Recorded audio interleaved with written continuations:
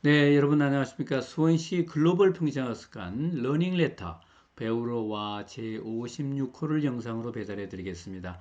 저는 오늘도 배달꾼 조영호 관장입니다. 이번의 주제는 식탁에서도 그리고 도서관에서도 떠드는 유태인들입니다. 유태인들 모이면 그저 떠드는 거 참 못 말린 분들이죠. 이 얘기를 오늘 나눌까 합니다. 유태인은 마을마다 애슈바라는 기관을 가지고 있다 그럽니다. 이거는 기본적으로는 도서관인데 또 학교 역할을 하고 있다는군요. 여기서 주로 배우는 것은 유대인들이 경전으로 삼고 있는 토라, 구약 성서를 주로 말하는 것이죠. 그리고 랍비들이 해설을 해놓은 해설서 탈무드, 이 토라와 탈무드를 예시바에서 주로 공부를 하는데요. 초등학생은 초등학생 레벨, 또 중학생은 중학생 레벨 이렇게 발달 단계에 따라서 그 레벨이 있다 그럽니다. 이들이 그들의 전통과 문화를 아이들에게 열심히 가르치는 거 너무나 좋은 일이죠. 그런데 그들의 공부 방법이 좀 다른 것이죠. 랍비가 교사가 돼가지고 직접 가르치는 것도 있지만 많은 시간 학생들은 그들 스스로 또는 선생님들과 함께 토론을 한다 그럽니다. 도서관인데 어떻게 떠들고 토론을 할 수 있을까요? 그들의 도서관은 왁자지껄하게 시장통처럼 떠드는 것이 특성이라는군요. 자, 잠깐 사진을 보시면은 그런 모습을 보실 수가 있을 것입니다.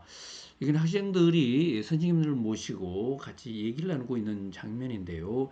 이게 도서관에서 얼마든지 얘기를 나눌 수 있고 심지어는 토론을 할 수도 있고 거기서 시끄럽게 격론을 벌일 수도 있다는 것이죠. EBS에서 왜 우리나라 사람들은 이렇게 좀 말을 좀 안 하는가 그런 것을 고쳐보자 하면서 미국에 취재를 갔는데요. 미국 뉴욕에 에쉬바 대학이라고 유대인들을 위한 종합대학이 있는데요. 거기를 방문하게 됐습니다. 거기에도 또 도서관이 있지 않겠습니까? 에쉬바 대학의 도서관을 갔더니 거기서는 정말로 열심히 떠들고 있는 학생들의 모습을 볼 수가 있었습니다. 에슈바 이스라엘에 있는 에슈바라는 도서관 자체도 그렇고요. 미국에 나와 있는 유대인들 대학도 그렇고 도서관 자체가 좌석 배치가 항상 사람들이 마주보게 앉고 같이 앉으면 얘기를 하지 않을 수 없는 그런 구조를 이렇게 가지고 있다고 그럽니다. 기자들이 취재했을 때 너무나 난장판이 돼가지고 깜짝 놀랐다. 그런 얘기인데요. 이렇게 도서관이라 그러면 정숙하고 자기 혼자 공부를 해서 머릿속에 뭐 지식을 넣어야 되는데 왜 떠들고 있을까요? 유대인들은 전통적으로 책을 본다는 것만 가지고서는 지식을 습득할 수가 없다. 네가 생각한 거, 네가 본 거, 네가 의문이 나는 거 질문해야 되고 또 다른 사람한테도 계속 공격적인 질문을 해야 그 사람이 좀 더 깊이 생각할 수 있고 깨우칠 수가 있다. 이렇게 생각했던 것 같습니다. 정말 유대인다운 교육이죠. 유대인들의 IQ가 특별히 높아서 노벨상 수상자도 많고 지명한 사람도 많을까요? 결코 그렇지가 않다 그럽니다. 오히려 한국 사람들의 IQ가 더 높다. 뭐 그런 설도 있더라고요. 문제는 공부 방법이죠. 창의적인 교육 방법이 뭐가 있을까요? 꼭 뭐 피아노를 치고 연극을 해야 할까요? 토론하고 질문하고 거기에 대해서 대응을 하고 이런 것들이 창의적인 교육이 아닌가 싶네요.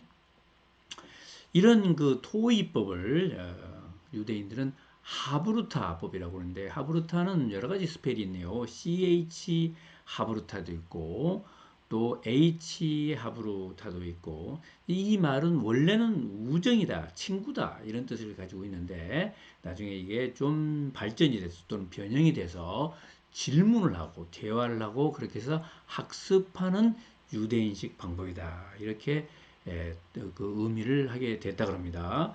유대인들은 어머니가 어린 아이를 가졌을 때부터 태교를 한다 이거죠. 자꾸 질문을 해주고 글을 읽어주고 뱃속에 있는 아이와 대화를 하고 애가 태어나면 어렸을 때부터 밥상머리에서 계속 대화를 하고 뭐 읽은 것에 대해서 대화를 하지만 경험한 것에 대해서 대화를 하고 또 생각한 것에 대해서 대화하고 물론 학교에서도 선생님이 계속 질문하고 답하고 그리고 아이들도 질문하고 그러면 그래서 아이들이 학교 갔다 오면은 어머니가 물어본다잖아요.